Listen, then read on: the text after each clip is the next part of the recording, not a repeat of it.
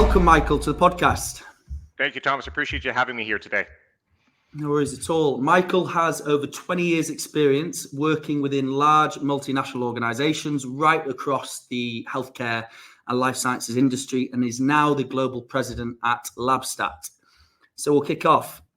The first question, can you provide an overview of your career journey and how you got started in your field? Yeah, I appreciate the question. So you heard a little bit just in the intro of where I started my career.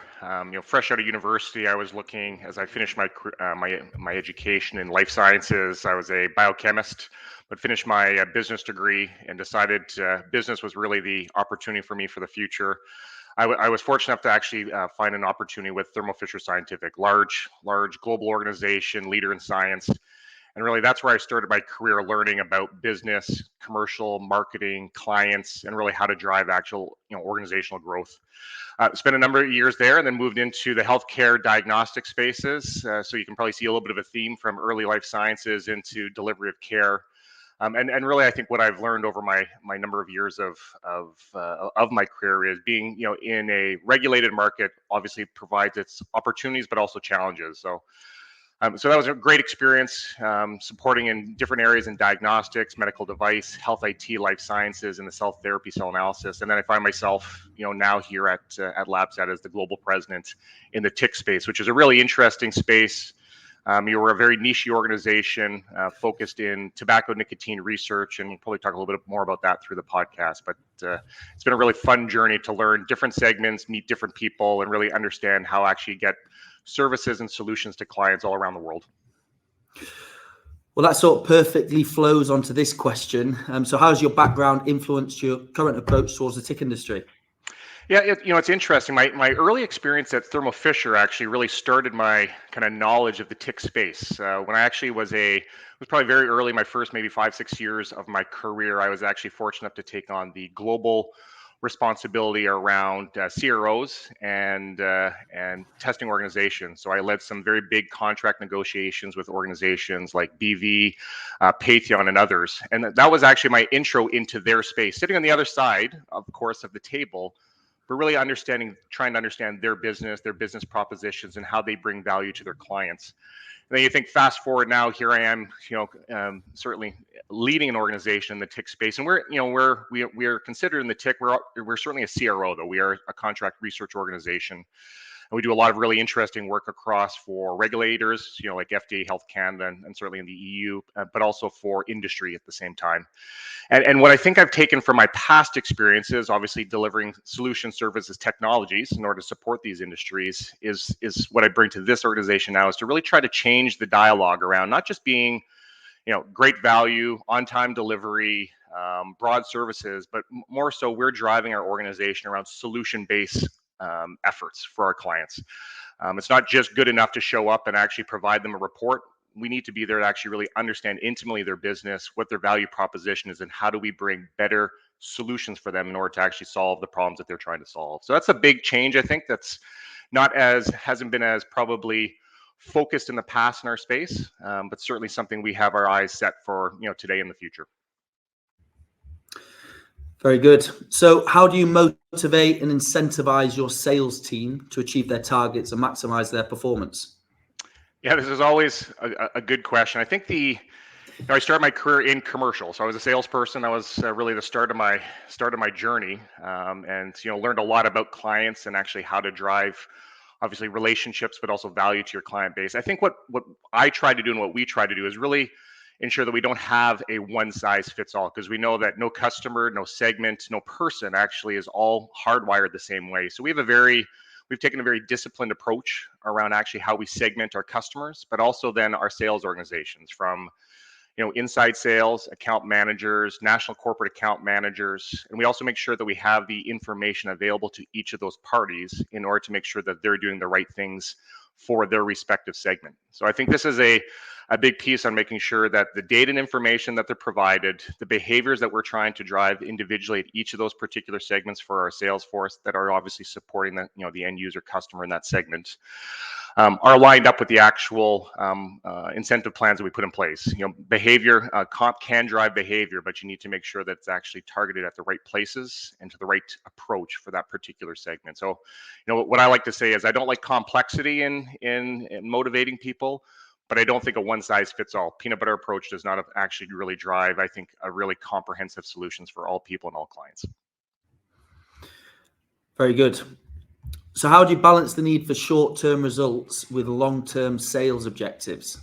This is a great question. I mean, it doesn't matter if you are publicly traded, part of a private equity organization, or an owner-operator. You have short-term, responsibilities and requirements, and long-term strategies that you're trying to build into. And there's always going to be pulls on each side depending on where you are in your actual business cycle. I think the best way that when I always think about this, the best way you can do this is making sure that you have really clear line of sight in both. What's important short term, and do you have the leading indicator data and metrics that you're actually using in order to see if you are winning in that particular space or you're starting to struggle. And similarly with long term. To me, this is all about making sure that you are here for the long-term game at the end of the day. So your clients need to be certainly feeling the short-term support and solutions that you have in place. But does your strategy, your efforts, and your focus continue to deliver value over long periods of time? And I think one of the best things I learned a long time ago is make sure that you actually have not only the lagging indicators, I should say, to actually support the type of effort, but are you measuring the kind of leading indicators that are really valuable to your organization? And I think better organizations do a really good job on balancing both. And we're obviously in that kind of effort, certainly in our organization, is to really make sure that we're looking at both sides to understand if we're actually going the right direction, making the progress that we expected, and driving the actual outcomes that we would certainly want to see short term, but also long term. Very good. So what role does technology play in optimizing on the operational side, and how do you leverage this within your role currently? Yeah, this is a great question, and I think on the tip of everybody's tongues, and certainly on the forefront of their brains on a regular basis. And we look at our organization and how do we continue to look at leveraging technology across every element within the business. I can just say in the last couple of years, we've invested in technologies in new ERP systems, new human capital systems, a new LIMS system. We've invested in CRMs in order to make sure we're managing our contracts and our customers' opportunities through the sales cycle. So we are certainly at the leading edge of trying to invest in technology across the entire work platform within the business. Operationally, we continue to want to try to look at figuring out how we actually drive consistency within actually our offering. And clearly we see technology as a good enabler to that particular effort. So how do we actually continue to invest in automation that helps us drive improved services, reduce our costs, but actually continues to deliver on quality? And not easy to do, but as you partner with industry, I mean, the good news is I came from an industry on the other side where you actually, a big part of the value proposition is to try and drive new technology to the marketplace in order to do just these types of things. So creating great partner relationships with your vendor base to really understand at the leading edge of where the direction and where the actual future is going in these particular spaces just drives a whole lot of value for the organization. You can't continue just to rely on how do you actually solve this through just people efforts. This is a very difficult solution. Ultimately, the more we can actually infuse technology to take out those types of labor-intensive activities so that we can have great, smart people in order to actually drive the real value, which is the knowledge and expertise through our clients in that space. So this will continue to be a focus for our organization. Awesome. So just in general, how do you define operational excellence within the business? So this is a great question. I think many leaders fall into the trap that they try to do too many things and they don't really understand what their business is. If I think about the key areas that a business can succeed, you're either a leader in product, you're either a product leadership organization, a company like Apple, where you bring out new products to the market on a regular basis in order to really drive value. You're either you're a customer intimacy type of organization, Starbucks, Home Depot, these kind of organizations that really understand their clients and really understand what they need to do in order to deliver value. or you're an operational excellence organization like Walmart. How do they continue to take cost out in order to bring value to their client base and really understanding who their client is. Too often I see leaders try to do all three, and not to say that you can't do some of all three, but you need to pick what is your primary. And certainly for us, our primary is customer intimacy. We're a CRO. We want to make sure that we are driving intimacy within these clients, understanding what problems they are trying to solve, and how do we actually support that particular effort through the solutions that we're providing, as I shared earlier. But no question, operational excellence is still important for us. So when we think about operational excellence, because obviously this is key in order to make sure we're delivering a consistent, high-quality service to our clients, our focus is in making sure that in our respective environment, that every employee can see, deliver, improve on the flow of services to our clients in order to actually really drive impact for our client base. And that's really, through things that we've already even talked about. How do we actually drive, changes in our methods, capabilities in automation, succinctness, and actually how we deliver reporting, data analytics that actually supports these types of efforts across multi geographies for regulatory submissions. So these are the kind of things, but no question, operational excellence is important to us. Customer intimacy is critical. Awesome. So at the present then, can you discuss any recent developments, expansions, or significant milestones achieved by your business, Labstat? Happy to. We talked about all the, what I'll call is this, this organization, we'll probably touch on this a little bit, was a owner-founded organization, great history, good reputation. When I joined the organization, what I saw as an opportunity to really drive scalable growth for the future. So we had to invest in obviously the core areas around that, people, clearly technologies as we talk to, whether through human capital, ERP systems, these kind of things. But what I really saw as an opportunity in this organization is to bring these services to the next level was a real criticality around a geographic expansion. So we've moved out, this was a Canadian-based organization. We expanded into a multiple site into out west in Canada, take on new services in the dietary supplements and cannabis testing space, so diversification of our overall portfolio. But then also now geographic. We've moved into North Carolina with a big site that's opening up to service the U.S. market. We've just moved into or opening up a site in the Netherlands in order to service our European-based client base. Because, when we look at our business, almost half our business comes from Europe. Almost a third of the business comes from the U.S. and then the rest is around the world, including obviously Canada. And our need to actually get closer to our customers in order to understand their needs, their regulatory challenges as they think about product submissions in order to actually get products to market. Well, I felt it was critical for us to make sure that we were actually in market supporting those particular efforts. So this has been it's been exciting. It's been a lot of work, opening up multi-labs across the world, almost all at the same time as well too. But the team's doing a phenomenal job. Nice, very good. Well, just rolling on from that, can you just explain your current role within the business and overall responsibilities? Yeah, so I'm the global president of the organization, have full responsibility for the business. Really where I spend all my time outside of focusing with our people is clearly with our clients in the industries that they're servicing, whether it be with regulatory officers across the world, make sure that we understand where the future is going and where we are today. But my big responsibility is all around strategy. How do we actually develop a strategy, support the actual execution, and then continue to build across the actual platform. So whether it be through M&A activities, unique partnerships, in order to continue to bring value to our organization so our people can build out great solutions and services, and candidly, and at the end of the day, ideally, we're also making this a great place for people to work.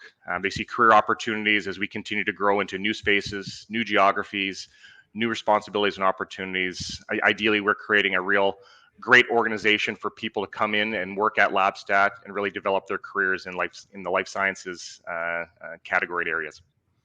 Very good. Maybe slightly crossing over, but how do your responsibilities contribute to the overall success and growth of the business? This is, if I'm not working through our team and working through our people, then, I'm not doing my job. For me, what I'm trying to do is I'm trying to make sure that I'm providing the support services, investments necessary for us to continue to grow. Working with, our owners and private equity organization in order to make sure that they understand the strategy and the investments required. and then supporting within our teams, so they actually can access the key support required in order to actually continue to build on the business. So that's really where I'm helping. I'm helping our team make sure that we actually continue to drive sustainable growth for the future. Very good. So just in regards to the industry, what do you think are some of the key challenges or obstacles faced by businesses like yourself, and how are they being addressed? Yeah, I think sort of the post-COVID era, it's obviously put a lot of challenges across many industries, ours included. If we think about just employment and keeping great talent in the organization, I think that's one. Keeping your cost under control just in this high inflationary markets is a second. And I think as we look at this market, and just the macro market environment that we're in, as there's, organizations are trying to figure out how they control their spends, you're certainly seeing a potential commoditization of this type of effort. So, what we are trying to do in order to counteract that is the things we talked about earlier. Is you can't just be you can't just be a data report and commoditize your overall offering. So how do you actually weave together different information in order to provide better solutions for clients that they see value in order to actually support their business. We have to figure out how to make sure that we control our costs and still make sure that we have an environment that people want to come work at our organization, because we're relying on highly educated and knowledgeable people. High science, as you can probably guess, we're a very technical organization. Even more so than some in the TIC space. And therefore, in order to actually attract, retain, and develop these people, we need to make sure they feel that there's a great opportunity for us to grow. So it's, balancing those efforts around making sure that the organization is still supporting the career objectives of our people, because our people really, at the end of the day, support our clients. I tend to use the model, Thomas, that if we take care of our people will take care of our clients can take care of our business. So focus on our people to make sure that they see that this is a great opportunity to grow. And it's easy to say, it's not always easy to do in the environments that we're faced today, but that's a big part of the challenges the industry is facing. And for those organizations who solve those challenges around removing commoditization, enabling success within their organizations through career opportunities, and really working through their customers and customer support, I think goes a long way. And those will be the organizations that succeed long term. Fantastic. So just moving on to something more personal to you. So can you share any specific mindset or mental strategies that have helped you sort of overcome challenges and maintain a general positive outlook? Yeah, this is, they say it's, I've been known from the people that know me very well. I'm a very positive person by nature. But at the end of the day, you also realize that it's not always positive every day. I mean, if it was always, as I shared with my team, if it was always sunshine and lollipops, the jobs would be easy and the opportunities would be simple, clearly. But that's just not the case, and that's why we're here we're here doing what we're doing. We're supposed to be solving problems. I probably take a pretty simple approach to this, and a mentor of mine a number of years ago shared this with me, probably early in my career. I have this kind of 1 day, 1 week, 1 month, 1 year, 1 lifetime kind of philosophy. Yeah. And if it's the 1 day, 1 week kind of scenario where when I say that, like, there's a problem that you're facing or a stress that you're encountering that's going to will pass probably in 1 day or 1 week, maybe even 1 month. Apply the right amount of stress to it. If it's something that actually is going to impact you 1 year or 1 lifetime, probably requires a little bit more. And what you'll probably find is the ones that are actually 1 year or 1 lifetime are pretty few and far between. They're not that many. When they come up, you need to obviously focus on them. But I think a lot of people, it's that old adage, we sweat the small stuff. Take a breath, reflect on actually what the impact is, and actually apply the right type of mindset to that challenge that you're facing or the problem you're trying to solve. Very good. And finally, if you could look back in time and give advice to your 21-year-old self, what would that be?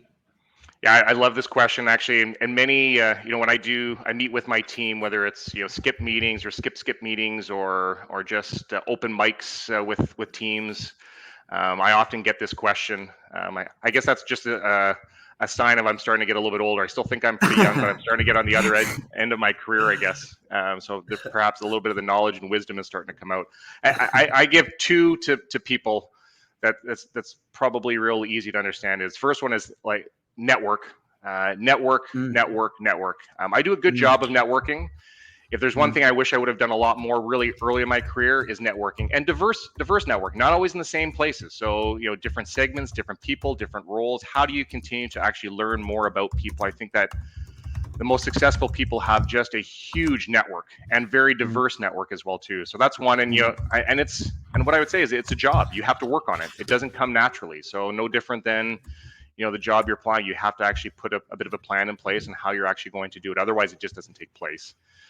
And then, you know, the other one, and just it just goes without saying, is I use this with my team now on a regular basis. I call it the just do it. People who do really well in their careers get things done. They solve problems. They get things done. And you know, that sounds obvious, but it's amazing how few people actually just take that to heart. And the advice I give to people is be one of those people, because it will shine out. You don't have to always wait for the rosy opportunity, or the best job or the best project. If you're the person that just gets it done, you will get noticed. And I mean, at the end of the day, I think that's what people in their careers who are looking for: career opportunities, career responsibilities, increased responsibilities. Those are the individuals we look to on a regular basis. And if you can actually get it done and solve the problem, you're ahead of the game. Very, very good. Thank you so much for coming on, Mike. I appreciate it, Thomas. Thanks for having me today, and I appreciate the discussion. Awesome.